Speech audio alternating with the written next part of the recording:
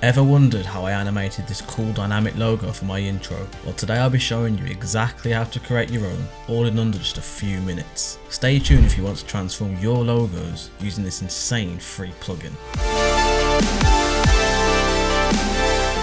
As you guys really enjoyed the Mr. Horse plugin, today I've got something with similar capabilities without a price tag. Saber is a free After Effects plugin by Video Copilot that allows you to create energy beams, lightsabers, neon lights and more. To get this, simply head to the link in the description and scroll down to find the download links depending on your operating system. Once you've ran the installer, you're good to go.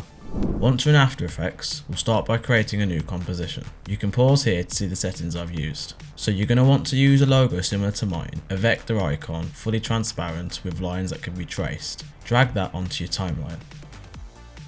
Next we'll create a new solid layer. This can be done by using the shortcut Ctrl or Command Y. Also, quick note, if you'd like to learn more keyboard shortcuts like these, check out my After Effects shortcut video after this one. We'll be applying our plugin to this solid layer. Head to the effects panel and search Saber. Drag this onto the layer. Make sure your logo layer is on top of the solid. We now need to trace around our logo so that the effect has something to bind to. Head to layer and then auto trace. This saves lots of time as you don't have to manually mask your logo. You can pause here to use my exact settings, but just make sure the channel is set to alpha and the apply to new layer is checked. Now we can delete our original logo layer. After this, we'll go onto our auto trace layer and copy the mask. This can be done using Ctrl or Command C, and then we'll paste it onto our solid using Ctrl or Command V. We can now delete the auto trace layer. Now we can head back to our solid layer. Head to Customize Core and select Layer Masks. It will now apply the effect to our logo.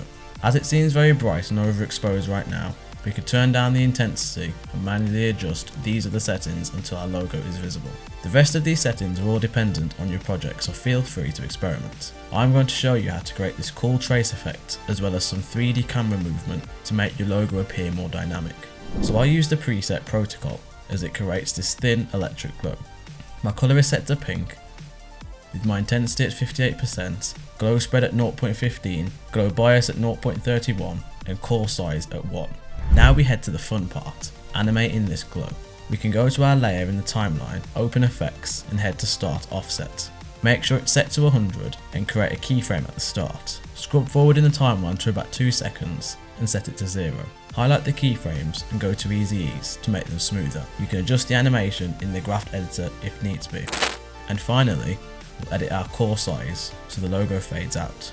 Set the first keyframe at about 2 seconds, set that to 1, and the last keyframe at 3 seconds, set that to 0. So here's our first animation. Next we can apply our camera movement. Make sure the cube is checked to turn the layer into a 3D layer. Now go to transform. We'll be adjusting the scale, orientation and Y rotation for this dynamic movement. Set the orientation and Y rotation similar to these at 0 seconds, and then scrub forward to about 1 frame to set your first scale keyframe. Scrub forward to about 2 seconds to set your final keyframes. They should look similar to these. These settings will vary depending on your logo size, so you may have to play around to find the right variation. But in short, you're trying to replicate movement that starts at an angle with the logo larger. It will then shrink over time, returning to its normal 2D stance.